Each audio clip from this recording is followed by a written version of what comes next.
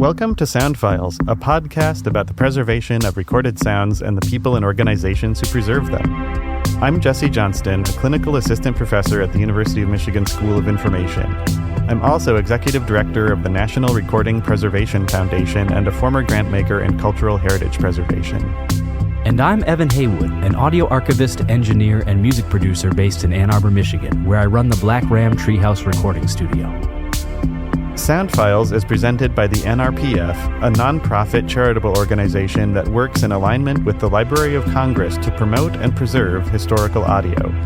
We're focused on giving our listeners a deep insight into archival methodologies, why these preservation projects are so important, and the people who make it their mission to preserve audio resources for future generations.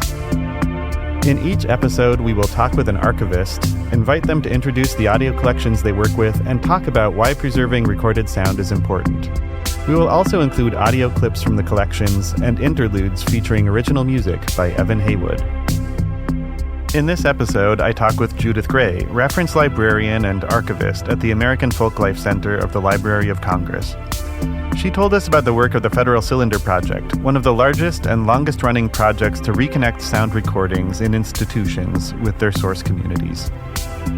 We talked in depth about the long-standing work of the American Folklife Center to promote the return of many recordings to Native American communities.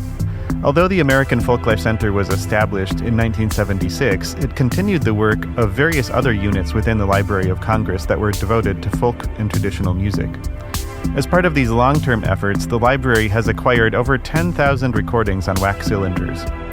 These were acquired from various private individuals and other agencies of the U.S. government, including an especially notable portion from the Smithsonian Institution's Bureau of American Ethnology. Of those 10,000 cylinders, roughly 80% document the sung and spoken traditions of American Indian communities, recorded from the 1890s to the early 20th century. Since the 1970s, American Folklife Center staff members have contacted or visited over 100 Indian communities and have been contacted by many others in search of relevant materials that might be in the library's collections. The work to return and ethically make available these recordings has been at the center of many of the library's ongoing efforts to establish and maintain relationships with source communities. Let's get to the conversation.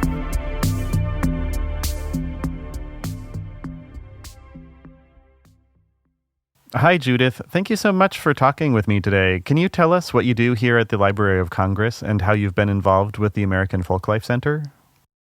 I have now been at the Folklife Center for 40 years and am coordinator of reference services at this point. I came to the library in 1983, having first heard of the Federal Cylinder Project at a Society for Ethnomusicology conference in Indiana in 1980. The people who were then involved in the project were talking about it in a way that made me think that finally, there was a project in which there was a collaboration between tribal communities and an archival entity. I was excited by it and kept an ear out for it. And in 1983, suddenly there was a posting for a one-year position with the Federal Cylinder Project. I applied and came on board. That 1 year became the first of a series of contracts and positions until it finally became a permanent posting. What was the work of the Cylinder Project like in those early phases? I came on right at the time when there was sort of a transition between the initial stage of figuring out what the library had, as well as also at that point acquiring cylinder-related collections from other museums and in some cases private collections, I think. So at the beginning, the documentation work was happening, but there was also an understanding that the ultimate goal was to be returning copies of the recordings and the information back to the communities of origin. So very shortly after I arrived, there was a gathering of Native people who had particular experience dealing with larger institutions and especially federal ones.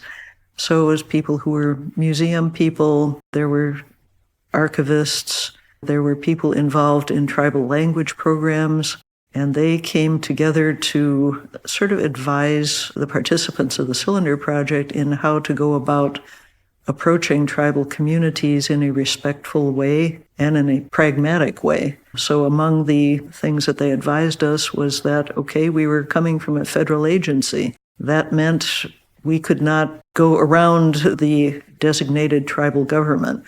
We had to go through the front door.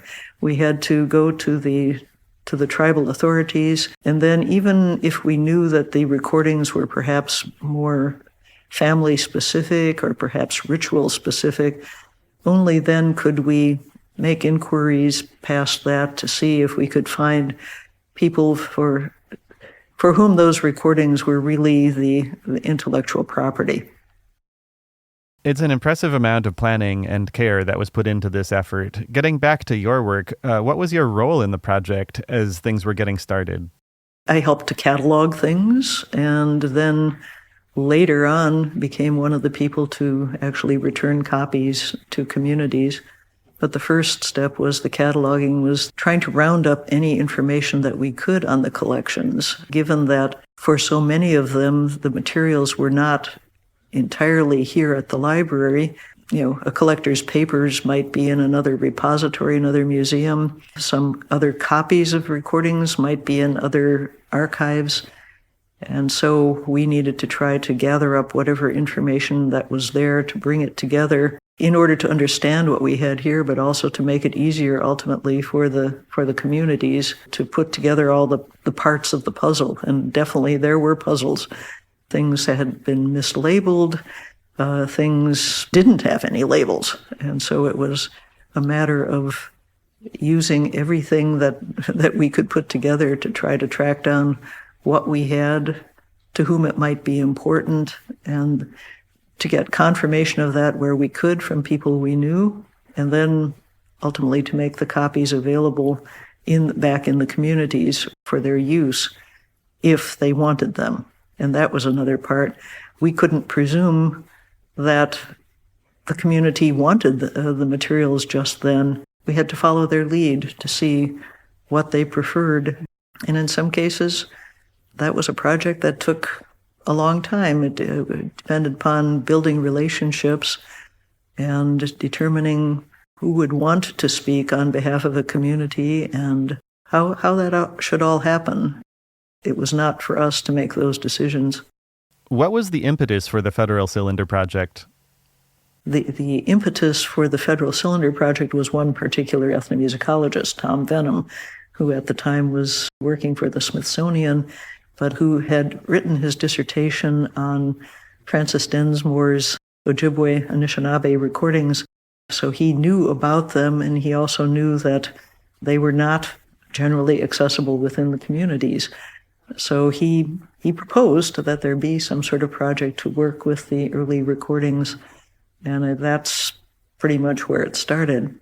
After that, well, it grew, and as the word got out that we had the capability of preserving the recordings, I think some of my predecessors in the project were sending out letters inquiring whether or not various institutions had cylinders, but the fact that we could handle them brought a great many in.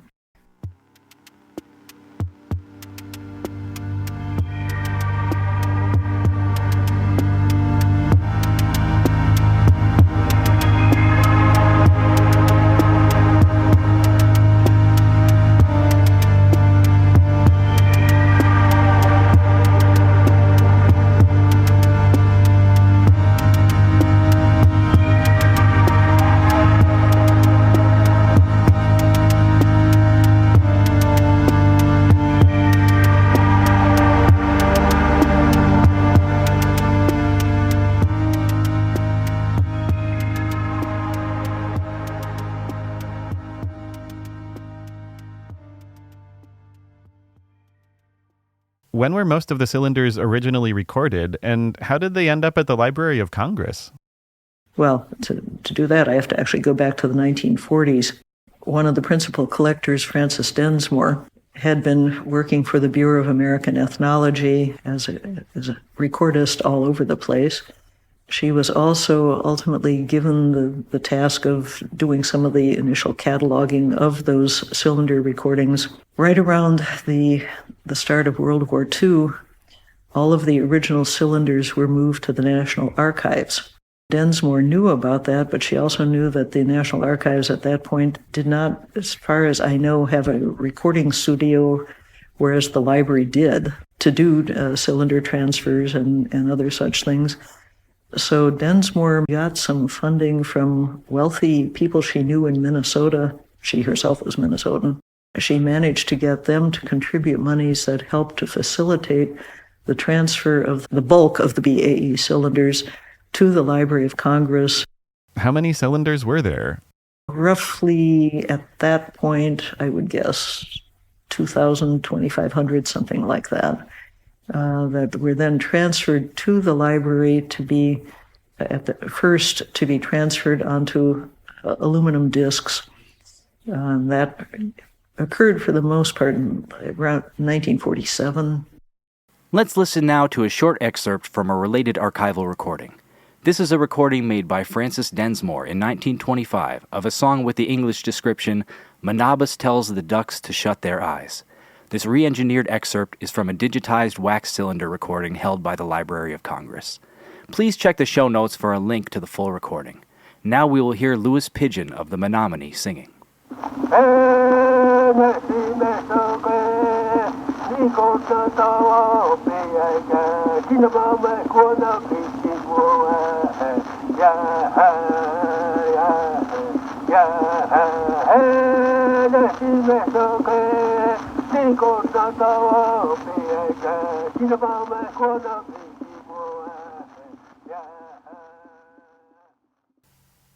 So it seems like Densmore's recordings were the main collection initially at Library of Congress, but there were other recordings too? Yes, there were some other cylinder collections here by that time, including those non-tribal cylinders by the person who created the Archive of Folk Song, Robert Winslow Gordon. So he collected cylinders for the library starting around 1928.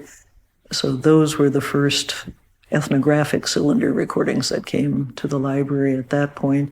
But other organizations that were depositing collections were giving materials to the library. And then the big Bureau of American Ethnology trove in the 1940s.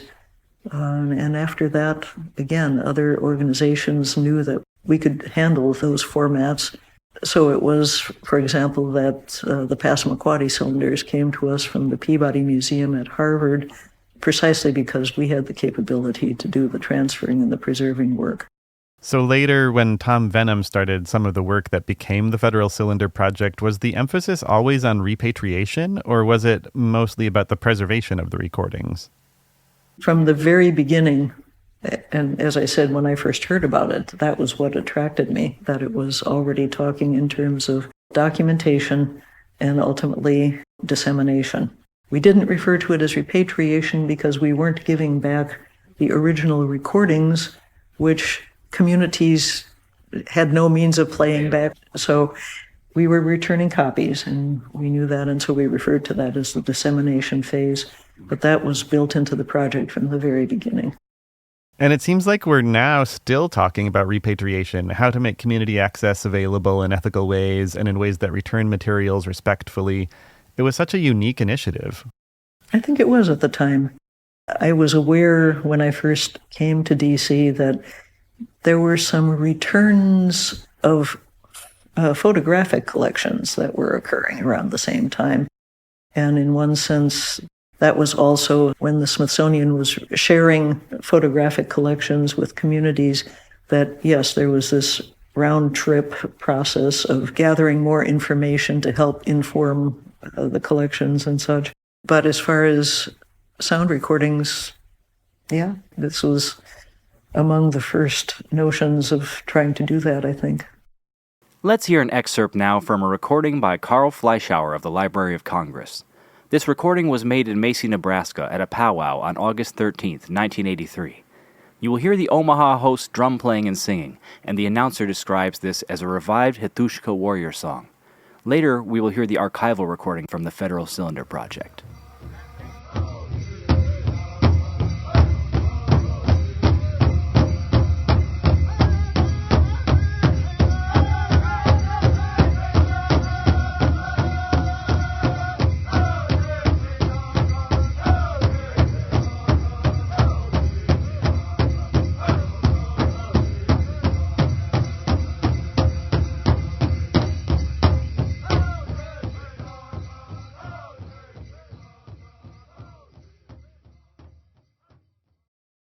I've always been impressed with the Federal Cylinder Project. It really strikes me as one of the largest audio return projects. Do you see it now, looking back, as a unique initiative, or were others involved in that sort of work as well?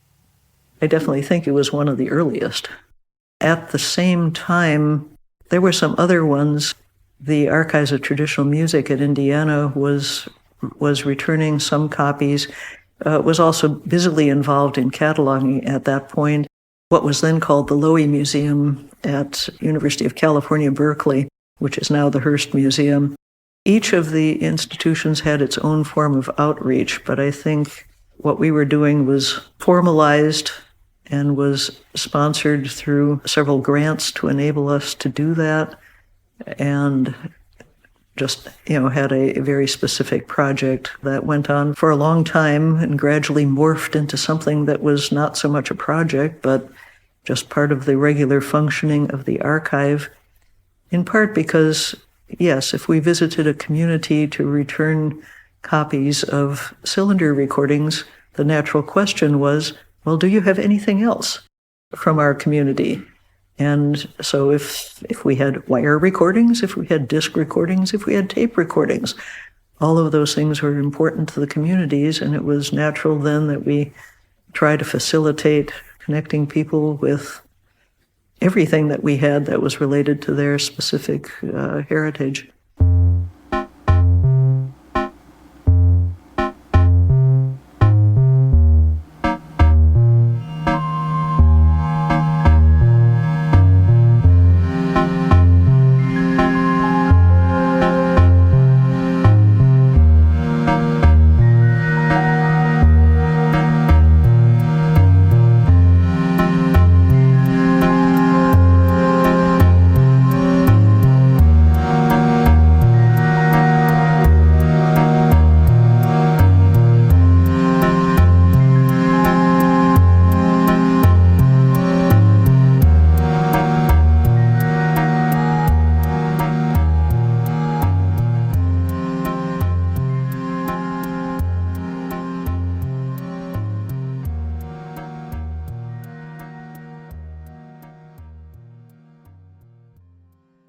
How did you begin to establish relationships with communities? I imagine that as the Library of Congress, it had to be quite formal as an official state-to-state relationship. So were you making initial outreach or engaging in a lot of formal written contact? Precisely that. We would first write a letter to the tribal chair. As a federal agency, we also had to let the congressional delegations know that we were approaching communities within their states or their regions or whatever. And so sometimes, in some cases, congresspeople or senators got directly involved and wished to be part of the whole process. But yes, it started out on that formal level, and then we would see if we could find people who were directly involved, if there was an elders council, if there was a tribal language program, as well as the schools within communities, where we would find people who would be interested in the kinds of material that might be on the recordings. What members of the community or organizations did you work with? When we would visit communities, yes, we might engage with any number of groups within the communities, be it tribal council, just groups of elders. Sometimes we were sent to schools, and sometimes, as you can imagine, 100-year-old cylinder recordings might not be the thing most engaging to a young audience. But then again, sometimes it was, when they could hear voices that were their very own heritage. And that became important in some places. One of the longest relationships we had was with the Omaha tribe of Macy, Nebraska. Their elders group ultimately requested copies, what became published as an LP sampler, a set of recordings. The elders were giving those LPs to recent high school graduates from their community as a marker of, this is your heritage. This is part of what we know to be Omaha. As we're hearing about the ways that the Federal Cylinder Project engaged communities, here's one of the transferred cylinder recordings of a Hatushka song, as it was played during the 1983 powwow we heard earlier in Macy, Nebraska. The first song is the Hatushka Society song, and it's sung by Josiah Fields, Richard White, Arthur Mitchell, and Klein. This was recorded September 9, 1897, right here on the Omaha Reservation by one of your own tribesmen, Francis LaFlesche.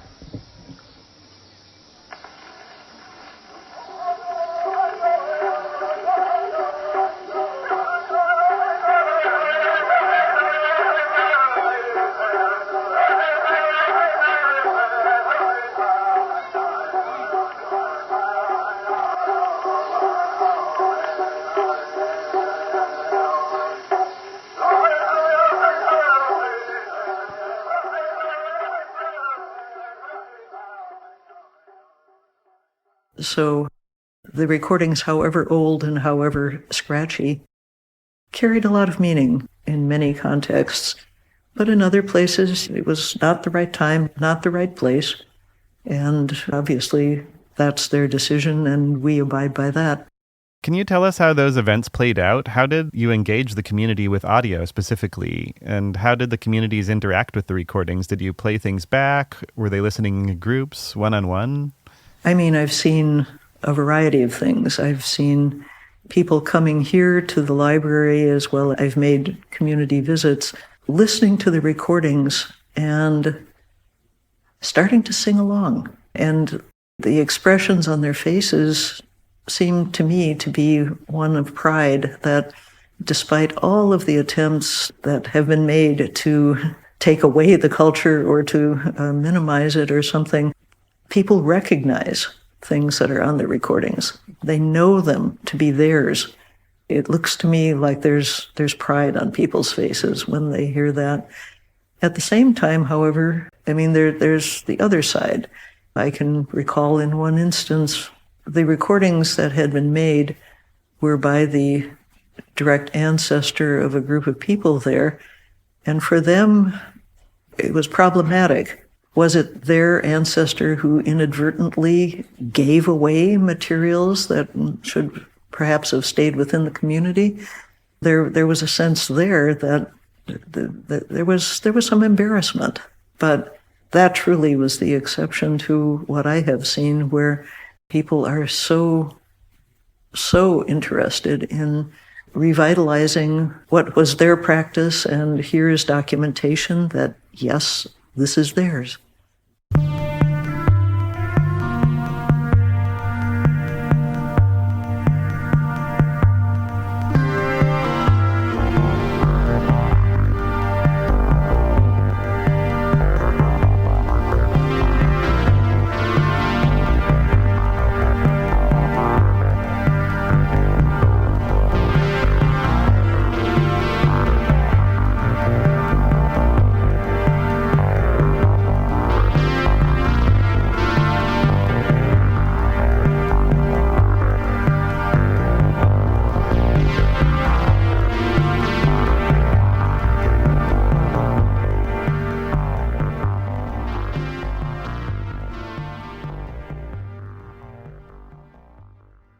How have these community relationships that began with the sound recordings developed over time? It sounds like these recordings have really built relationships between the library and the source communities.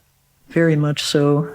Yes, that the recordings have been, the cause for the outreach on our part.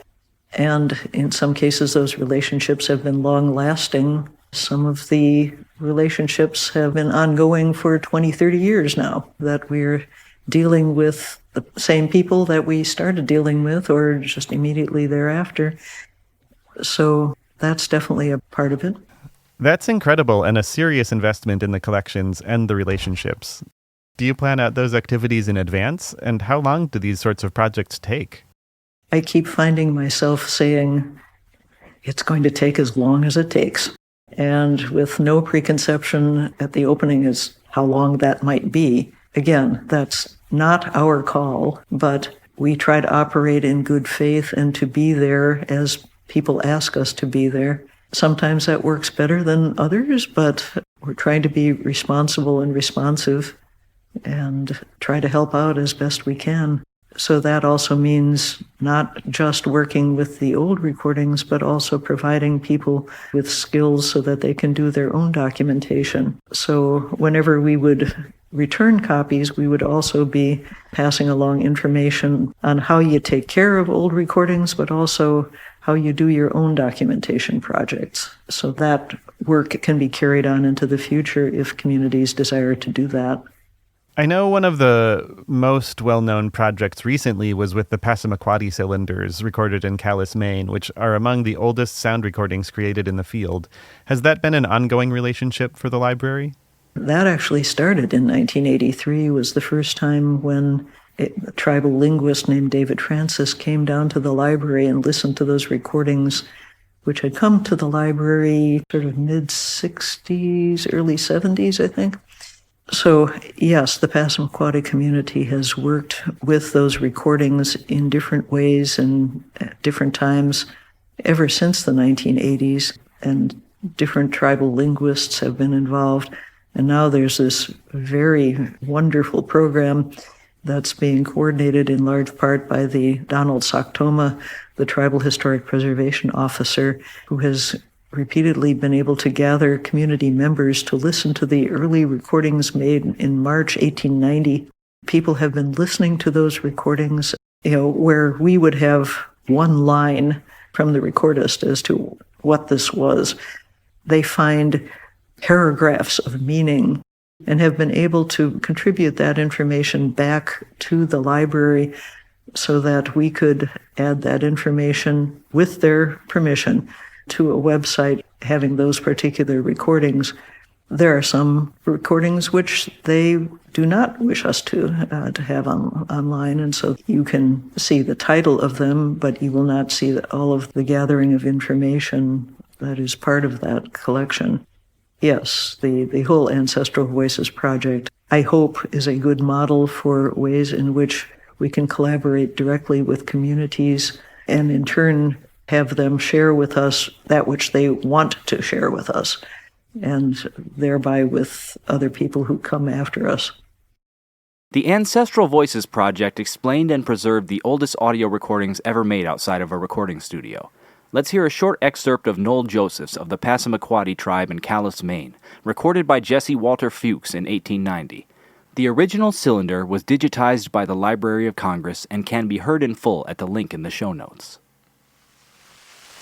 Yoneha, yoneha, yoneha, yoneha, yoneha, yoneha, yoneha, yoneha, yoneha, yoneha, yoneha, yoneha, Nagelo, yoneha, yoneha, yoneha, yoneha.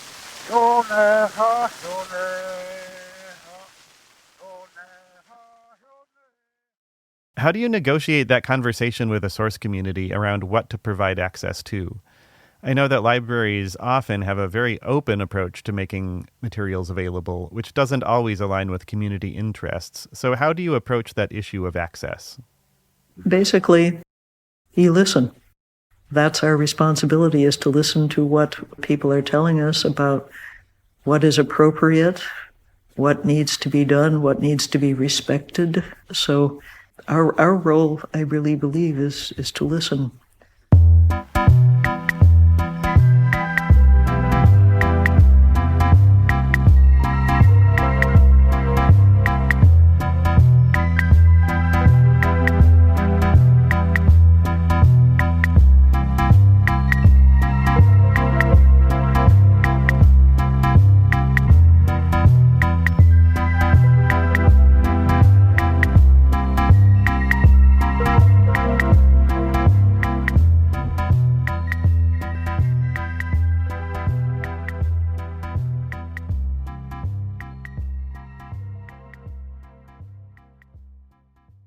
Would you say the project is still ongoing? Yes, absolutely. Things have changed over the years. For one thing, instead of us doing the outreach in the intervening years, there have been the creation of so many tribal archives and so many projects. And it's at this point, people reach out to us regularly.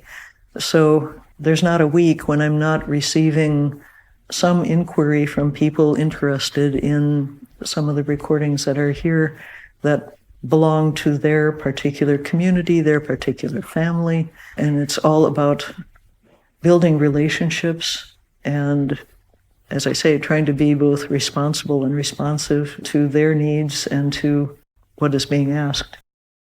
Are there things that people ask when they're interested in the collection that still surprise you? Oh, all the time. All the time. We're constantly learning about both the people who are involved. I mean, that's one of the lovely things about being able to contact family members, especially, that chances are there might be a photograph there. And so a voice that has been just a voice on a recording suddenly becomes a full-fledged human being with a photo and with stories that the family knows of, when the person came and collected recordings or whatever. Although, well, very often it's more the sense of, way back then somebody came from Washington to make recordings or whatever, and is there any way we could figure out who that might be? Chances are pretty good that we can. One thing that happens here a lot, not exclusively with tribal communities, but with all of the different peoples whose recordings are here, we get a lot of people coming in sort of on pilgrimage. Even if they have copies of the recordings at home, it's so important to them to hear it here in the National Library. So we sometimes get 3 and 4 generations sitting here listening to, an ancestor. And it's really a magical moment. Are there any particularly interesting or memorable examples from the recordings? There are some funny ones, mostly, the collectors acting out.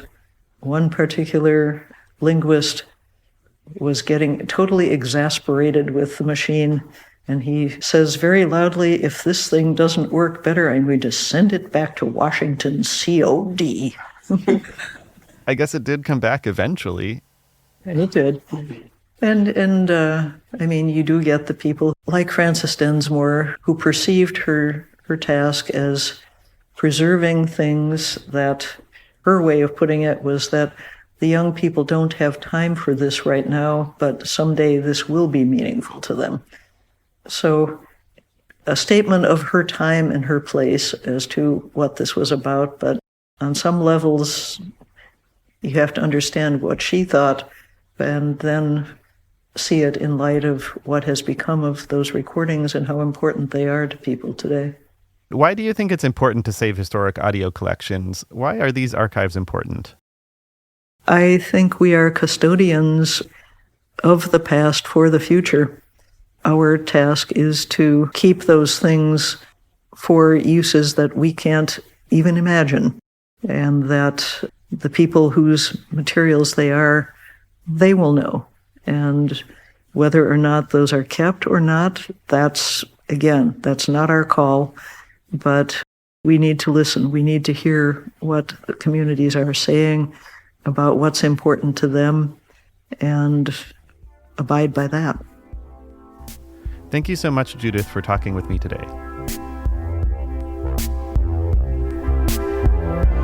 Sound Files is produced for the National Recording Preservation Foundation by Jesse Johnston and Evan Haywood, with support from the University of Michigan School of Information, the Black Ram Treehouse, the NRPF, and the generous contributions of our donors. This podcast was recorded and mixed at the Black Ram Treehouse in Ann Arbor, Michigan, with original music and sound design by Evan Haywood. You can follow NRPF on Facebook, Instagram, and other social media platforms, or just visit our website at www.recordingpreservation.org, where you can learn more about the NRPF's programs and how to support them. And don't forget to subscribe to the Sound Files podcast, rate us, or leave us a review on your favorite podcast platform. Thank you for listening to this episode of Sound Files.